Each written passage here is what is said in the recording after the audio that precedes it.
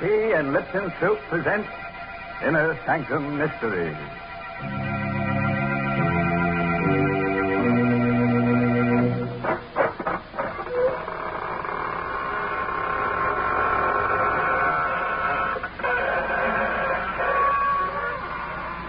Good evening, friends of the Inner Sanctum.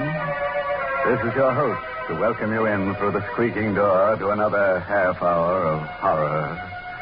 Come in, won't you? Sit down. I hope you'll forgive me if I don't get up, but I'm terribly tired. I spent last night with a friend who's a book collector, specializes in bestsellers. He certainly showed me some interesting ones. In fact, he tried to bury me in one. Because all the very best sellers have corpses in them. Why, that's downright silly. Most cellars do not have bodies in them. But of course they have, Mary. You know the old saying, even the walls have ears. You certainly don't make a house sound homey at all. Why don't you talk about the kitchen with its good, warm smells of homemade food? Yes, and while you're at it, you should mention Lipton tea, because Lipton's makes good food taste better. If you're willing to gamble with your peace of mind, put out the lights and listen to Death by Scripture. It's an original radio play by that old gravedigger, Robert Newman. Yes, and our star tonight is Stefan Schnabel, who plays the role of Stefan. The place is China, somewhere near the outskirts of Shanghai. A man-made wasteland ravaged and devastated by war. Driving through an abandoned village on his way to a camp for displaced persons is Major Roger Mason. Suddenly, the glare of his headlights picks out a strange, wild-eyed figure who stares, then scuttles into the shelter of an alley. Mason hesitates for only a moment, then stops his feet. Hello there. Come back here for a minute, will you? Hello. Okay, if you want to make a game out of it. This alley somewhere. Oh, there you are. Please, master, please. I mean no harm. Easy. Now, no one's going to hurt you. Certainly not me. I'm an American on my way to Camp 14. Camp 14? The camp for refugees, displaced persons. I know. I was there. I thought so. How was it they let you leave? They did not let me. I ran away. Oh? Why? Because to stay would have meant death. To me, it would be a lot more dangerous to go wandering around here. Suppose I take you back there with me. No, please. There's nothing to be afraid of. You think not? Very well. What can man do against fate? I tried. You're a witness that I tried. But I warn you, if I go back, it will mean death, not just for me, but for others. Many others.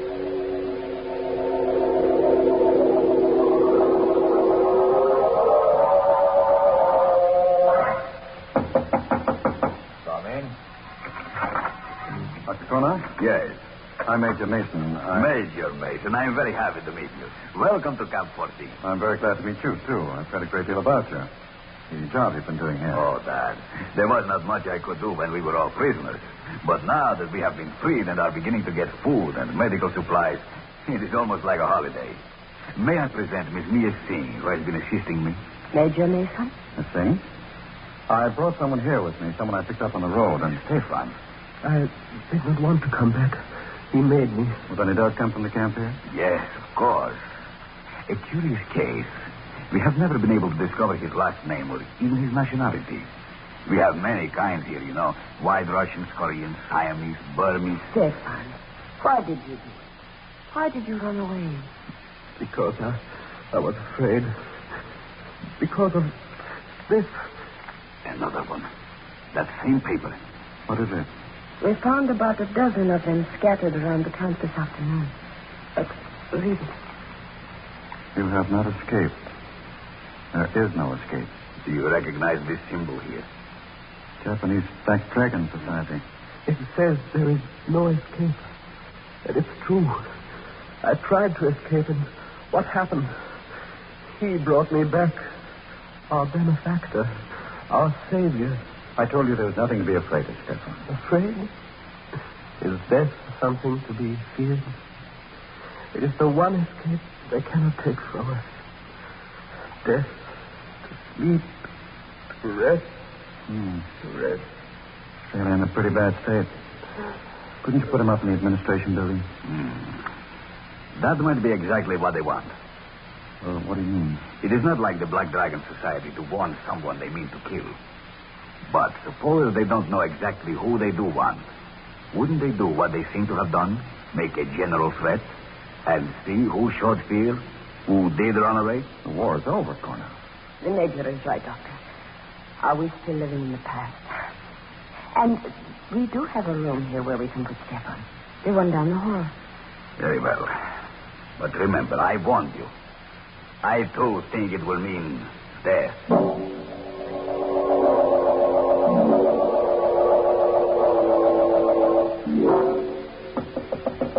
Stefan! Stefan!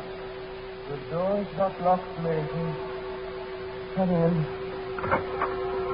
I didn't know whether I'd be disturbing you. Whether you were asleep. Sleep? I never sleep. Never. You're feeling better, though, aren't you? Safer? It is at least quiet. A man can think. I was lying here, trying to remember. Trying to remember what? If I knew, I would know everything. But I don't know. There is much that I can remember. Such as what? The first one. The greatest one. Many lifetimes ago. The garden with a wall around it. The torchlight bright on their breastplates and helmets. And his face. Then the hill. The place of skulls. The earth shaking. Stop it, Stefan. Whatever it is you're talking about, it's horrible. Horrible, yes. But true. Those I can remember. I can't ever forget. But what I can't remember is now. Who I am, what I must do, and why. It will be horrible, too. As bad as the others, but Look, Stefan, you're a sick man. Now, you've got to rest. You've got to stop thinking, brooding. I'm going to get you something, some medicine. That'll help you to sleep. Then when you're strong again, we'll take you away from here. Sleep. I told you I cannot sleep. I cannot sleep. No? We'll see about that. I'll be back in a few minutes. Sleep. He does not believe that it is not for me. Not even the final one, which is dreamless. What's that? Outside the door.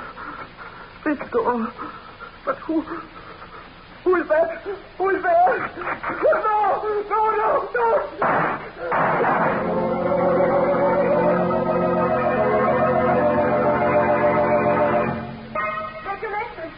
Mr. Mason, did you hear Yes. Down at the end of the hall there. Stefan's room. Come on, quick. Major Mason, near. This way, down here. It sounded like shots, as if... What? Look. Please. No, don't touch him. Let me see. Dead. Unless he's not flesh and blood. 3 slugs right over the heart. That's been fired right from the door there, and... What's Ord? What is it? His pulse. Still there. Where's your searcher? Right next to the office. What there is of it. Here, help me carry him in there. We'll operate immediately.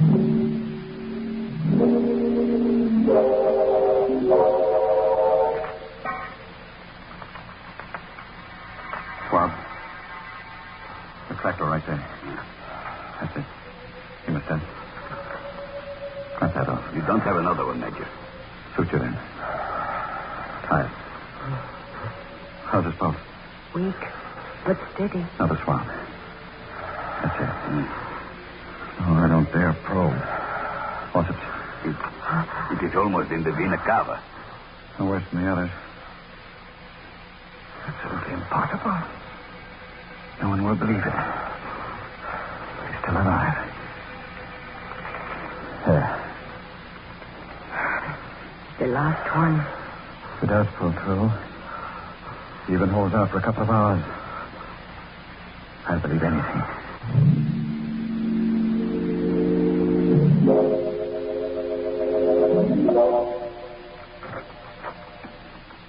Virginia. I don't believe it either.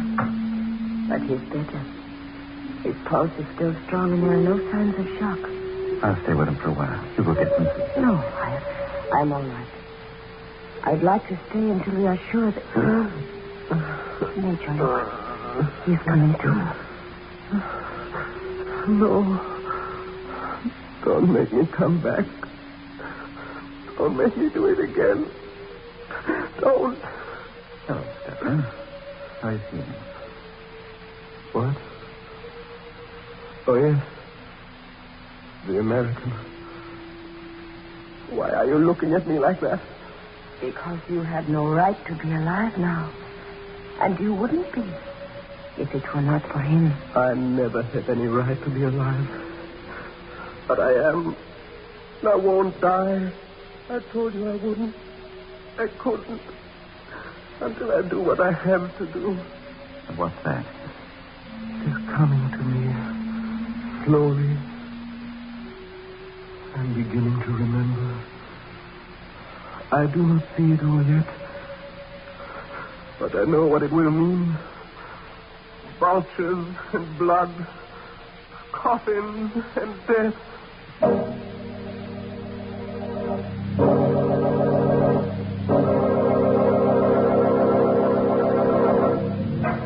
Well, now we're starting to get somewhere.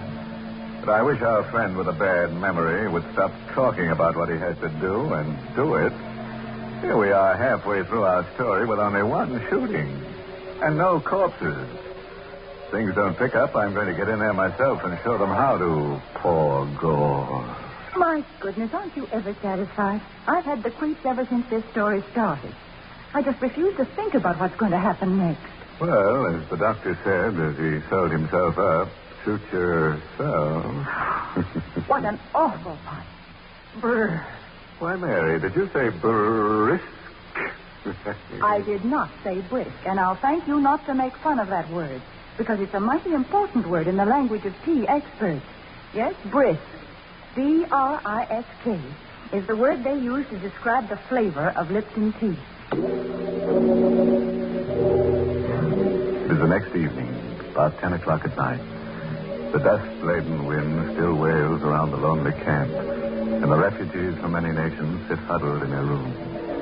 Stefan, his face gaunt and drawn, is sitting propped up in bed in the administration building. Are you sure you feel well enough to talk, Stefan? There is pain, but that does not matter. What is it you wish to know, Major? You were shot, Stefan. You know that. Did you see who it was that shot you? Yes, I saw. But that is not important. Does not matter. What do you mean it does not matter? Just that, Doctor. You see, much has come back to me. Not who I am, but what I must do. And I know now that I have nothing more to fear. That I was shot by mistake. Mistake? What the doctor said last night about the Black Dragon Society was quite true. There are 2 men here in the camp for whom the Japanese have been searching for years. Men who have been leading the resistance movement in their own countries. Even now, the Black Dragon Society feels that those 2 men must die. Do you know who they are? Yes. Do not mention their names. Do not even think them. You know who they are, don't you, Mia? One of them is your own father, Ram Singh. And the other is Pao Tung. Is that true? Yes. It is true. Then I think we ought to go see them at once. Make provisions to get them away from here.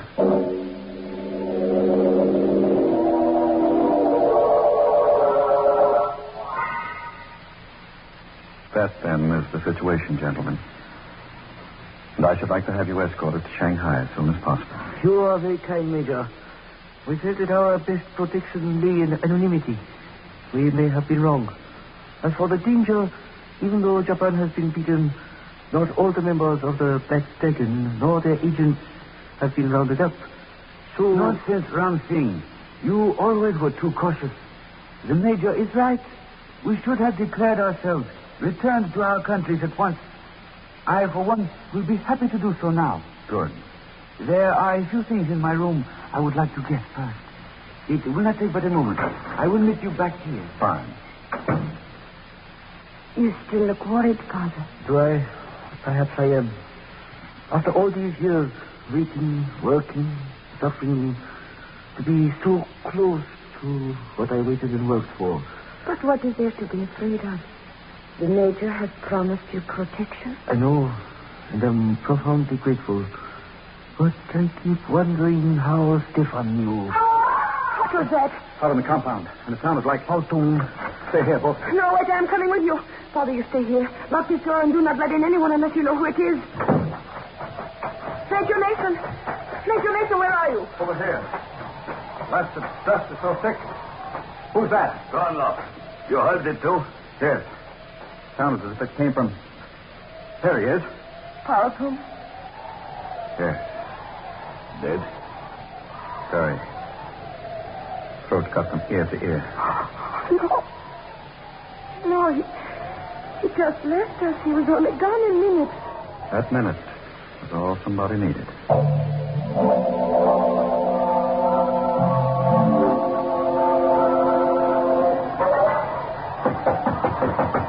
Who is this? Dr. Kornov, Ramsey.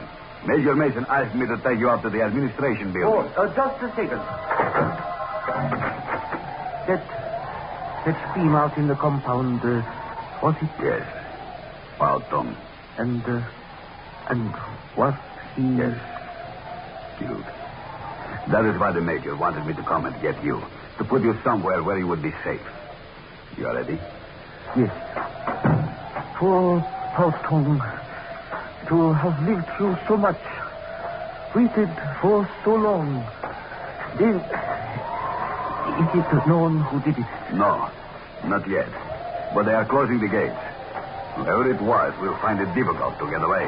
Will they? I wonder. In this dark, where the dust so thick you can hardly see. Besides, suppose it is not someone from outside. Suppose it is someone from the camp here. Someone who has been here for a long time. Wait. Oh. Dr. Kornov! Dr. Kornov, where are you? Dr. Kornov! Must have lost him as we came through the alley. Did he swim? Dr. Kornov! Is that you? Who is it? Answer me! Tell me who it is. No, let me go. Let me go.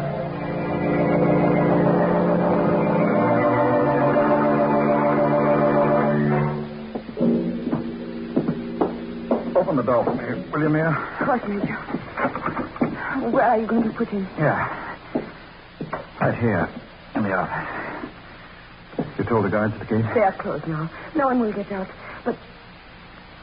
Stefan, what are you doing up? You should not be out of bed. I heard something outside. A cry, and I had to see. Which one is it? Khartoum. Dead? Yes. Throat cut. And the other? Your father, Mia. Dr. Kornov went to get him. He is bringing him here where he will be safe. Now go back inside to bed. Father? Dr. Kornov? Kornov. Where is your father? Isn't he here? Well, why, no. You were going Didn't you go get him? Yes, I did. We started across the compound together, but it was so dark. The dust was so thick. I lost him. I called to him, looked for him, and when there was no answer, I thought he had gone on ahead. Stay here, all of you. I'll go. I'm sorry, Mia. Why?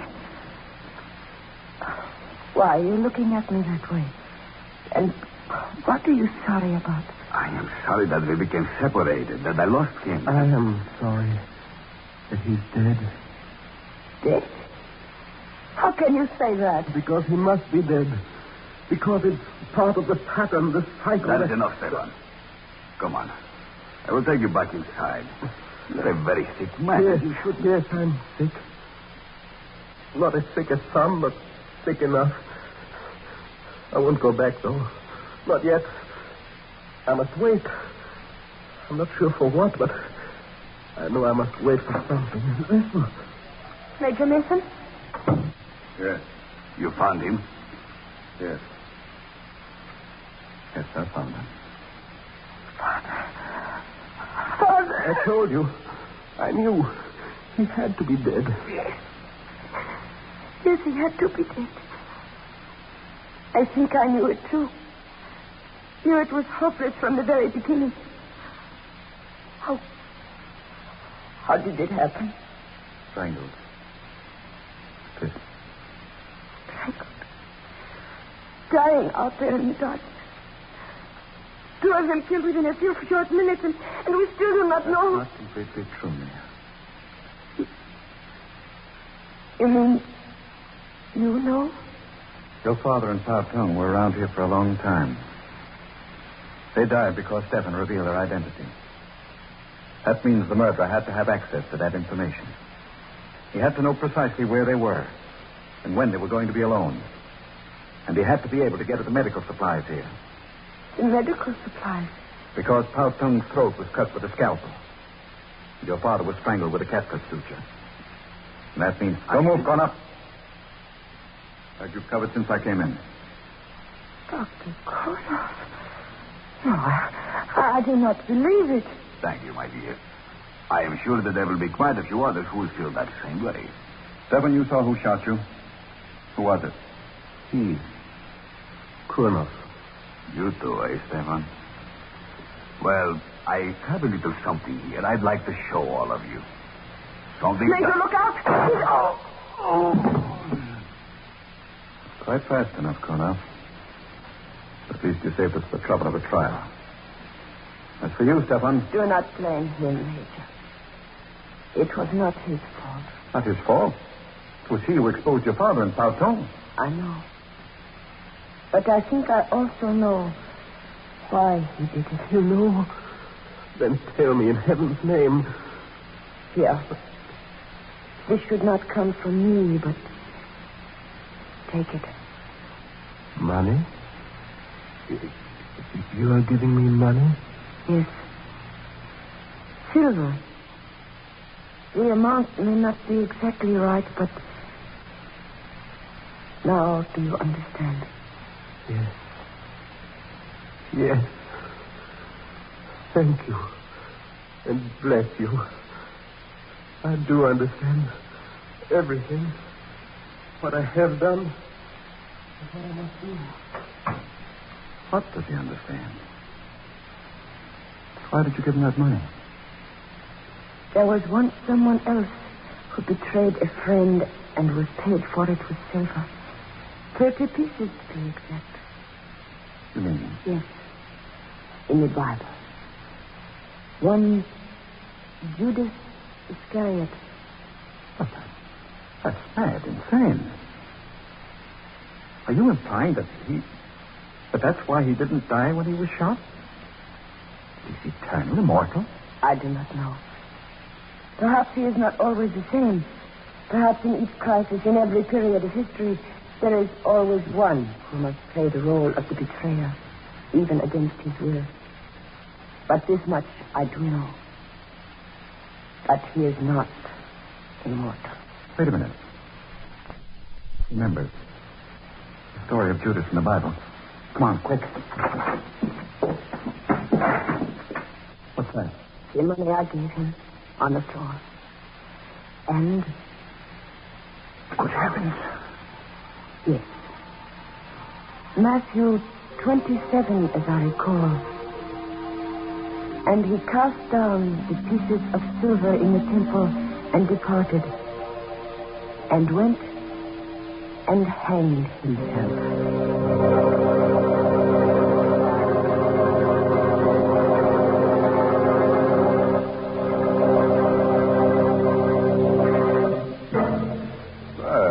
The kind of character we like to have on this program. A little slow getting started, but he did deliver in the end. 2 corpses, plus his own. A nice down-to-earth sort of chap who wound up high in the air with a rope round his neck. Yes, we'll have to see that he's back with us again next week. Rope and all. Use the rope? Of course we will. You know our motto, no noose is bad news. Well, that's not my motto, Mr. Host. Is that so, Mary? Now, don't give me any of your lip tongues. I certainly won't give you any of my Lipton. If you...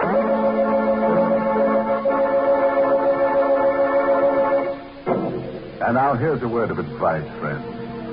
If you should be invited to spend the weekend with a friend in the country, and he should wake you at midnight carrying a lantern and a shovel and invite you to go burying with him, make sure he doesn't mean burying with a U. And when I say you, I do mean you. Oh, by the way, this month's Inner Sanctum Mystery novel is The Whistling Legs by Roman McDougall.